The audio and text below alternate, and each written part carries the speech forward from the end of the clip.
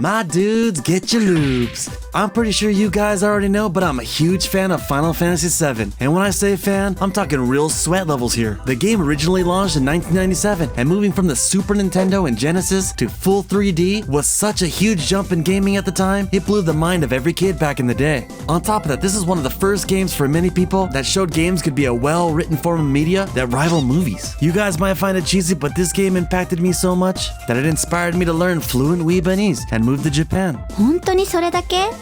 可愛い女の子が目的じゃん。 Hey, it is what it is. The girls are cute too. マジ最低。 That being said, myself and many others have always wanted more content for Final Fantasy VII. But the problem is that any material SquareEnix has made since its original release has either been straight up bad or just mediocre when compared to the original game. I know that some fans have enjoyed the additional content, and to be honest, so have I in some ways. But none of them even come close to the quality of the original. They don't even feel like they take place in the same world. The overall vibe is completely different, and almost every character they've added to the franchise has been lame as hell. For me personally, I've just been pretending that all the spin-offs and money grabs were not canon while waiting for a remake of the original game. However, now that I've both beaten a remake and rebirth, I just want to know, how is it that I, a Final Fantasy VII fanatic and JRPG fan, is sitting here in 2024 wondering why I feel that a Chinese game about a goddamn monkey should win Game of the Year over my favorite franchise. Let's go back a bit.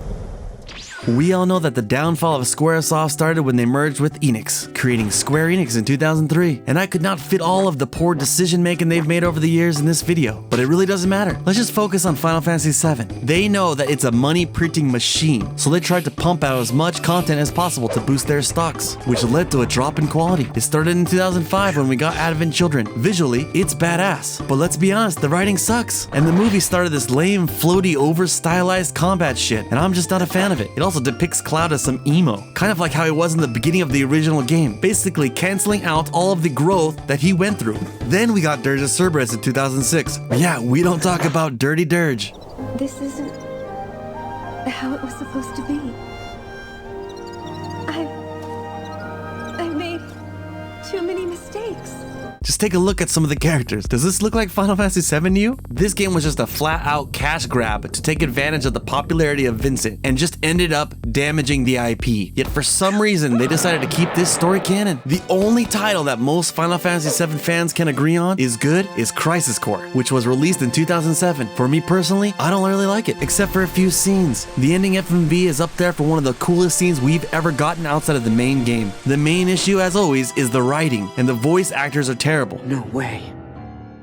He just ate my hair. I can't stand Genesis at all. However, Angela was alright, but this stupid one-winged flying crap has got to go. For years and years, we fans kept asking for a Final Fantasy VII remake after we got that PlayStation 3 tech demo showing the intro of the game. But we were told by SquareEnix's CEO, Yoichi Wada-san, that they would not make a remake of the game unless they made a new Final Fantasy title that surpasses Final Fantasy VII in terms of reception, which, spoiler alert, is never gonna happen. So they hit that print money button and released the remake trailer at E3 2015. And I'm not gonna lie, this trailer had me crying like a little bitch, and I'm not ashamed to admit it. But who knew that it would take another 5 long-ass years before they finally released the game? So after years of waiting and not getting much news, we learned that we were not getting a one-for-one remake like we asked for. Instead, they decided to stretch the game into 3 parts, stating that they could not fit all the content into one game. Let's be honest, they wanted to make as much money as possible. On top of that, they decided to change the damn game entirely in order to provide a fresh experience, which, let's be real, it's simply just worse than the original. I'm not gonna go into all the changes, but basically they decided to go with this lazy alternate timeline crap with these ugly ass time ghosts that nobody likes or wanted. They went ahead and changed Tifa's outfit, which of course would piss off the fans. They put sunglasses on Barrett, even though it's nighttime. And then they took Sephiroth, the end boss of the original game, and put him in the first hour of the remake, even though he was originally written to be like Jaws, in which that he would only have indirect references, building up fear throughout your gameplay. I will admit though that some of the scenes are so well done, they passed the original in many ways. I know I bring him up a lot in my videos, but Barrett is my favorite character in gaming. Take a look at this scene. Money! Biggs! Witch! Jesse! God damn it! God damn you! God damn you all!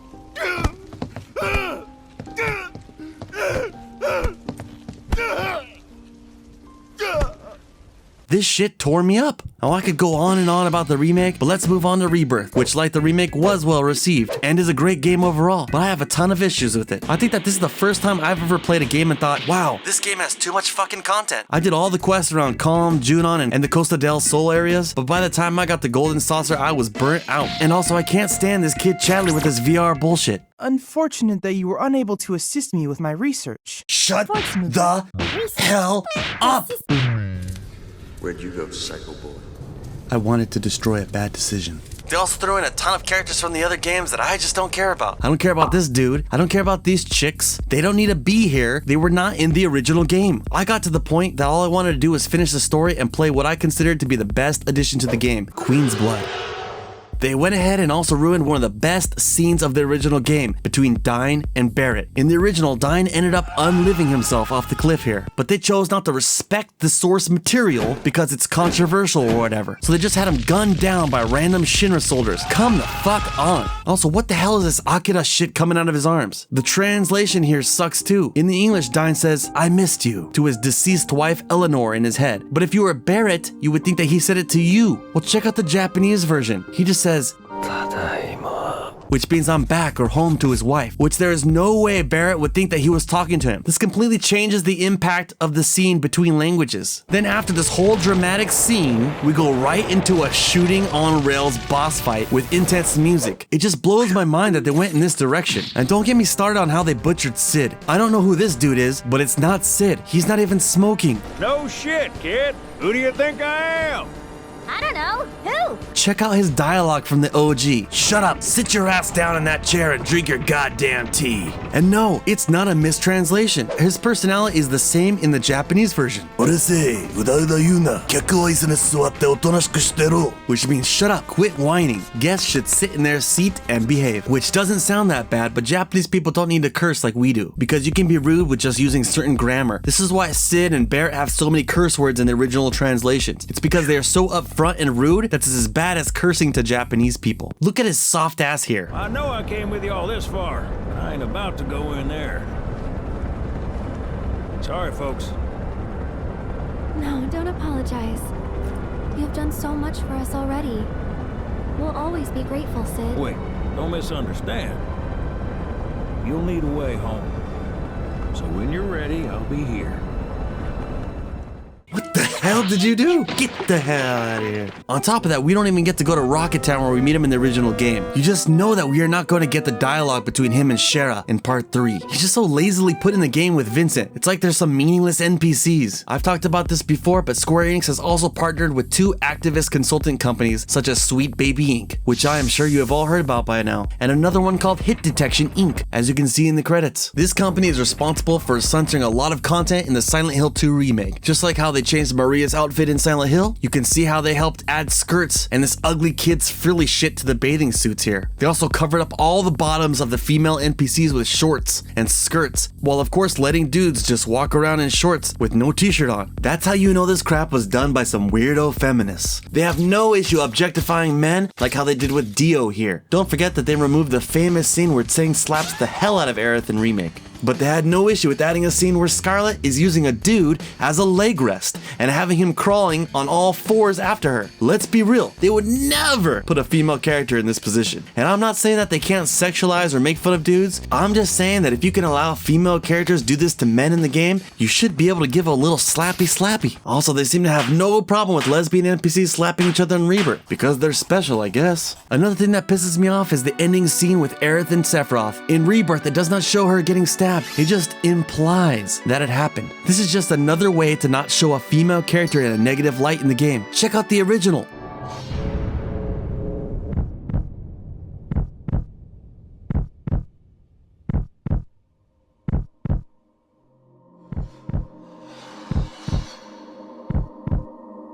It just hits way harder than Rebirth, and they really dropped the ball with this. Even though you can see him stab other male characters in the remake, such as Barrett. And in Rebirth, he did it to some villagers and Sang. It's always female characters that get censored, and I'm just so sick of it seeing it in every remake. They didn't even show Tifa getting hit by Sephiroth here. Are you really telling me that Sephiroth only made this little tiny ouchie boo-boo with his long-ass Masamune at point-blank range? You know, the one that Zangan had to keep using the cure material on to keep her alive? Dude, Mr. Miyagi could have cured this shit with just his hands. And no, he didn't stab her. You can see he sliced her, just like in the original game. And while we're here, let's bring up Square Enix's anti-consumer bullshit, as they decided to take money from Sony again and be a timed exclusive. No matter what you think about the game, understand that this just splits the player base and hurts the franchise. People who have bought the PC version of Remake still have not been able to play Rebirth. No wonder why your stocks aren't doing hot. I also have a ton of other complaints about the combat, but I can overlook a lot of that stuff. However, one thing I can't stand is bad writing. And I'm sorry, but this virtue signaling Square Enix is doing is way too jarring, and it breaks immersion. Either make these NPCs well written, or let the player figure it out for themselves. I'm not a writer, but here's a free one for you, Square Enix. How about you make a store ran by two people of the same gender? When you go explore the back room, you notice that there's only one bed. This lets the player connect the dots. You don't need them slapping and groping each other in the middle of the street with lazy dialogue that does nothing to propel the story forward in any way. What the hell are you?